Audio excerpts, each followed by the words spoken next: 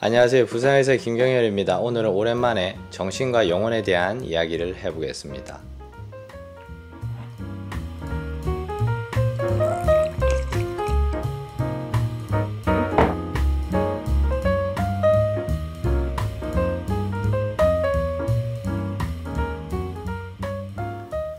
우리가 한 사람의 영혼, 자아, 정신이라는 표현을 쓸 때는 보통 육체와는 독립적으로 존재하는 무형의 영적인 어떤 것을 떠올리죠. Ghost in the Shell, 그러니까 상자 속의 유령이라고 표현하는데 육체라는 상자에 영혼이 들어가 있다는 그런 개념입니다.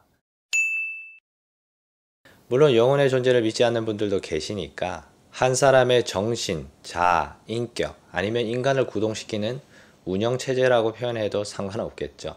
어쨌든 상자 속의 유령이라는 개념은 인류 역사를 통틀어 모든 시대, 모든 문화권에서 나타나는 자연스러운 현상이기 때문에 자아를 인지하는 인간의 본성이라고 할 수 있겠죠.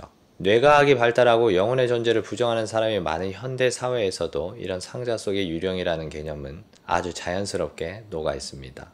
대표적으로 인간의 정신을 로봇 육체에 업로드하는 고스트 인 더 쉘이라는 제목을 가진 일본 만화가 유명하죠.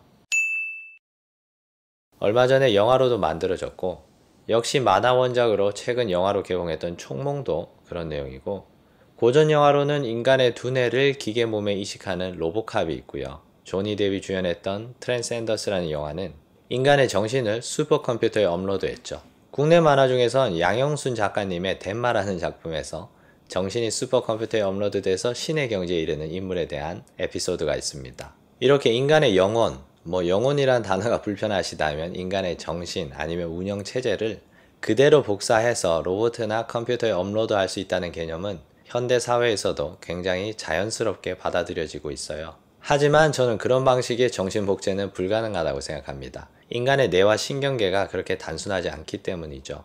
우리 뇌신경은 끊임없이 자신의 몸 그리고 외부 세계와 피드백하고 있습니다. 이해를 돕기 위해 다리가 잘린 절단 환자들의 예를 들어보겠습니다. 사고 때문에 다리가 절단된 환자분들은 절단 초기에 팬텀 센세이션이라는 존재하지 않는 다리의 감각을 느끼게 되죠. 뇌에서 다리의 감각을 담당하던 부분은 그대로인데 다리만 없어졌기 때문에 이런 현상이 생깁니다.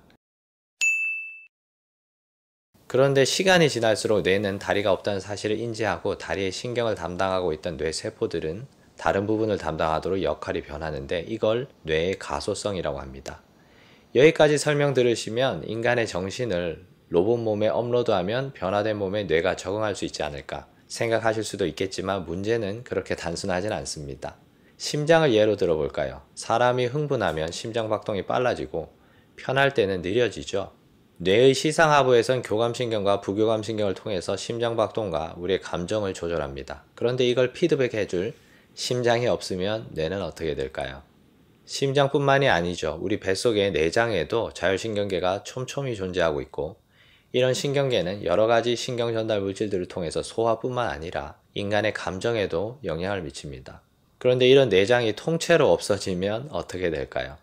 신경뿐만 아니라 혈관도 중요합니다. 뇌하수체에서 나오는 호르몬은 혈관을 통해서 인체의 장기에 영향을 미치고 이런 장기의 변화는 다시 뇌하수체나 그 위의 시상하부로 피드백됩니다. 이런 모든 과정이 인간의 감정을 변화시키고 행동에 영향을 미치는데 혈관, 호르몬, 뇌하수체, 그 밖의 인체 장기들이 모두 순식간에 없어지면 우리 뇌는 어떻게 될까요? 그리고 눈, 코, 입, 귀가 없어지면 어떻게 될까요? 시각, 청각, 후각, 미각 이런 모든 감각신경들은 뇌와 직접 연결돼서 우리 감정과 행동, 사고에 영향을 미칩니다. 그런데 이 모든 게 갑자기 없어진다면 어떻게 될까요? 앞서 저는 인간의 뇌와 신경은 끊임없이 자신의 몸 그리고 외부 세계와 피드백하고 있다고 말씀드렸습니다. 이런 지속적인 피드백을 통해서 인간은 통합된 자아라는 개념을 유지할 수 있어요. 이런 피드백이 깨지는 순간 자아는 붕괴됩니다. 현대과학은 엄청나게 발전해서 커넥톰이라는 기술을 이용해서 302개의 뉴런과 8000개의 시냅스를 가지고 있는 이런 단순한 선충 같은 생물은 이미 모든 신경 정보를 컴퓨터에 업로드할 수 있을 정도가 됐죠.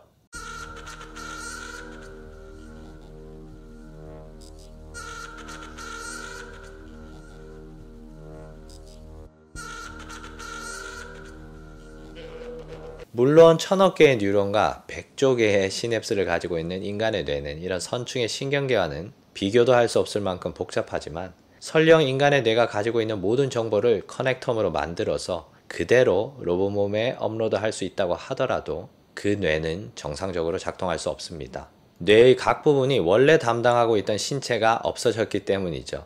비유를 들자면 스마트폰의 안드로이드 시스템을 이런 피처폰에 이식하는 것과 비슷하겠죠. 안드로이드 시스템을 구동하기 위해선 그에 맞는 CPU, 디스플레이, 케이블, 터치 패널, 카메라, 마이크, 스피커 뭐 이런 것들이 다 필요한데 그냥 옛날 피처폰에 스마트폰 CPU만 집어넣는다고 해서 안드로이드 운영체제가 돌아가진 않겠죠. 인간과 로봇의 차이는 스마트폰과 피처폰의 차이와는 비교도 할 수 없을 만큼 큽니다. 영화에서는 정신을 로봇 몸에 업로드하면 주인공이 막 이렇게 손발을 확인한 뒤에 아, 내가 지금 로봇 몸에 들어와 있구나 하면서 자연스럽게 움직이죠. 심지어 로봇 몸도 없이 그냥 슈퍼컴퓨터에 정신을 업로드하면 큰 스크린에 생전 얼굴이 나타나면서 이제부터 세계를 정복하겠다는 선언을 하기도 합니다. I don't understand, Ella. These are your dreams. This is our future. No, this is not our future. You're not here with me. You're not here now. You've changed. 그런데 인간의 정신, 그러니까 통합된 자아는 육체와는 분리돼서 존재할 수 없습니다. 물론 스마트폰의 안드로이드 시스템처럼 기계와 운영체제가 따로 존재한다고 생각할 수도 있지만 안드로이드 시스템을 돌리기 위해선 스마트폰이 반드시 필요하죠. 인간의 육체와 인간을 구동하는 알고리즘 역시 따로 존재한다고 가정할 수는 있지만 그 인간의 운영 알고리즘이 제대로 작동하기 위해선 인간의 몸이 반드시 필요합니다. 호르몬과 신경 전달 물질, 자율신경계와 감각, 운동신경 이 모든 것들이 정상적으로 작동하면서 지속적으로 뇌에 피드백을 줘야 되죠. 뇌와 신경계는 인간의 육체에서 떨어져서 공중에 떠다니는 존재가 아니고 우리의 근육과 뼈, 혈관, 내장에 뿌리를 내리고 있는 나무와 같은 존재입니다. 뇌신경계가 그냥 육체의 일부인 거죠. 그리고 뇌신경계를 운영하는 시스템을 하나의 통합된 자아로 보기도 어렵습니다. 한 인간의 인격이란 건 안드로이드 시스템 그 자체보단 그 시스템을 사용하면서 메모리에 저장되는 사진이나 동영상, 주소록, 통화 내역, 앱 사용 정보 뭐 그런 것들이겠죠. 그래서 인간의 뇌를 기계가 아닌 다른 사람의 몸에 이식하는 건 이론적으로 가능할 것 같다. 삼성폰에서 쓰던 안드로이드 시스템을 LG폰으로 그대로 복제하는 것과 비슷하니까 앱 사용 정보도 함께 복제시킬 수 있겠죠. 하지만 스마트폰과 달리 인체엔 면역 거부 반응이 있고 사람마다 신경계가 조금씩 다르기 때문에 오작동할 가능성이 상당히 높아 보입니다. 그럼 사람 뇌를 침팬지에 이식해서 인격을 유지시키는 건 가능할까요? 제 생각에 그건 어려워 보입니다. 우선 침팬지의 구강 구조로는 말을 할 수 없어요. 그리고 골반과 척추 구조가 사람과 다르기 때문에 오랫동안 서 있을 수 없고 몸의 털 때문에 체온 조절 시스템도 다르고 손가락, 발가락 모양이 달라서 사람처럼 자연스럽게 걷거나 도구를 사용할 수도 없습니다. 이렇게 조금만 하드웨어가 달라져도 소프트웨어의 오류가 대량으로 발생하죠. 비슷한 신체 구조와 호르몬, 신경 전달 물질을 가지고 있는 동물의 경우도 이런데 전혀 다른 타입의 하드웨어인 로봇의 몸에 뇌를 이식해서 인격을 유지하는 건 어렵다는 게 제 생각입니다. 물론 처음부터 로봇 몸을 가지고 있는 고지능의 AI를 개발하는 건 가능하겠죠. 하지만 사람의 정신을 그대로 복제해서 로봇이나 슈퍼컴퓨터에 집어넣는 것은 불가능하다. 왜냐하면 인간의 정신이란 건 그에 대응하는 인간의 육체가 있어야지 유지될 수 있기 때문입니다. 그럼 오늘 내용을 요약해 보겠습니다.